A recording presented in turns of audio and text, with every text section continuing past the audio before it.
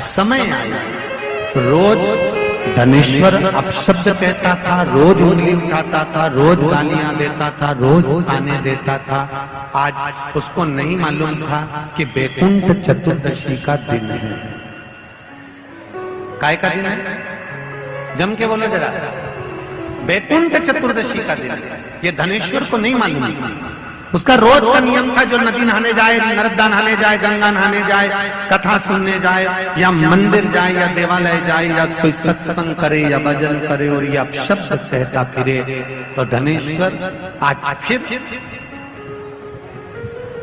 एक भक्त स्नान कर आ रहा था, जल का पात्र हाथ में था, सुबह का समय था, शिव जी को जल चढ़ा रहा था। शिवालय में जल चढ़ाते चढ़ाते धनेश्वर ने आज कुछ कहा नहीं है, आज कुछ नहीं कहा, पर धनेश्वर ने उस जल चढ़ाने वाले का सुबह के समय पर केवल जल चढ़ाते समय मुख देखा, और मुख देखा। धनेश्वर चला।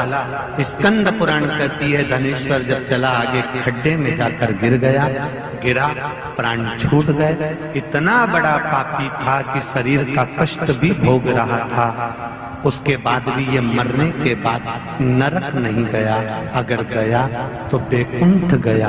कारण केवल इतना सा था कि जिस दिन इसने जल चढ़ाने वाले का दर्शन करा था वो बैकुंठ चतुर्दशी का दिन था, और बैकुंठ चतुर्दशी के दिन का दर्शन करा। इसलिए सुन लो, जितने लोग आस्था पर कथा सुन रहे हैं, जितने फेसबुक पर सुन रहे हैं, और जितने लोग भीकन गांव की पावन धरा पर सुन रहे हैं, आपने 7 दिन की कथा सुनी के लिए सुनी, पर कल 6 तारीख हरिहर मिलन का दिन, बैकुंठ चतुर्दशी का दिन। अगर कथा तक पहुंच जाओ तो अच्छी बात, टीवी के सामने भी बैठ गए तो अच्छी बात, मोबाइल के सम्मुख में भी सुन ली तो बहुत अच्छी बात।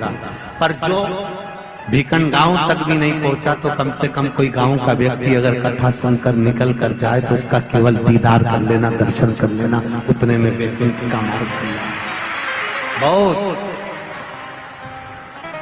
धनेश्वर ने पूछा, मैंने कौन सा पुण्य करा था जो मुझे बैकुंठ का द्वार खुला मिला? चित्रगुप्त महाराज ने कहा, धनेश्वर ब्राह्मण, तुमने पाप तो इतना करा था कि तुमको नरक भोगना था। केवल बैकुंठ चतुर्दशी के दिन स्नान कर आ रहे व्यक्ति का, शिवजी पे जल चढ़ाते हुए आ रहे व्यक्ति का मुख का दर्शन कर लिया था।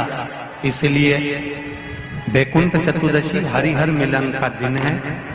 बैकुंठ चतुर्दशी के दिन भगवान विष्णु और भगवान शंकर, इन दोनों का गुणगान होना चाहिए, दोनों का भजन होना चाहिए,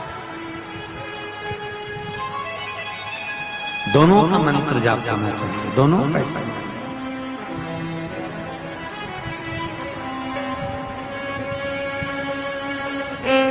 आप सबसे निवेदन है, कल हरिहर मिलन के दिन आपके घर में शिवलिंग होगा और लड्डू गोपाल होंगे। रात्रि के समय पर, शाम को नहीं, मध्य रात्रि, अगर नींद खुली रहे तो 11 बजे के बाद में, रात्रि को 11 के बाद अगर नींद खुली रहे। नींद नहीं खुली रहे तो फिर तुम रात को 8-9 बजे चढ़ा के भी सो जाओ तो कोई बात नहीं हो, भगवान तो बोलेगा।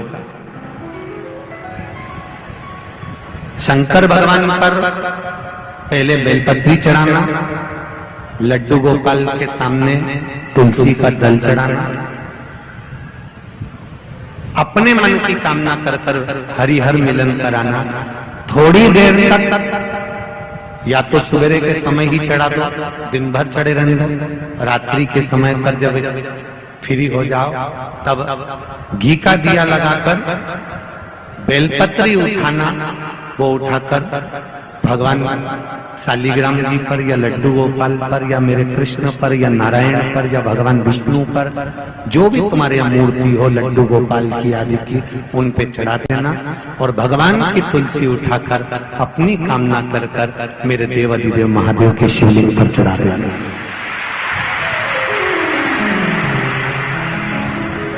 रात्रि को ही हो सके तो ब्रह्म मुहूर्त तक अगर नींद खुली रहे तो उठा लेना, नींद खुले तो रात को ही, रात्रि के समय ही उस बेलपत्री और तुलसी को संभाल के रख लेना।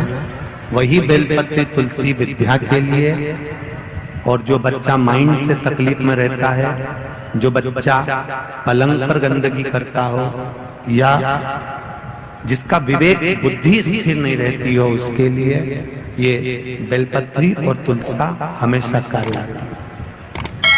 कल वही वैकुंठ चतुर्दशी, उसका दर्शन आप भाव से आनंद से अपने अपने घरों में करें, भक्ति के साथ, आनंद के साथ। शिव कथा कर रही है, धनेश्वर पूछ रहा है कि मेरे प्राण छूटे, मैंने तो पाप करा था, फिर ये वैकुंठ का तो कहा केवल भगवान विष्णु ने काशी में जाकर भगवान शंकर की आराधना मणिकर्णिका के घाट पर करी थी। शंकर भगवान ने अपना सुंदर भाव सुदर्शन चक्र भगवान विष्णु को दे दिया था, और भगवान विष्णु ने अपना नेत्र भगवान शंकर को दे दिया था।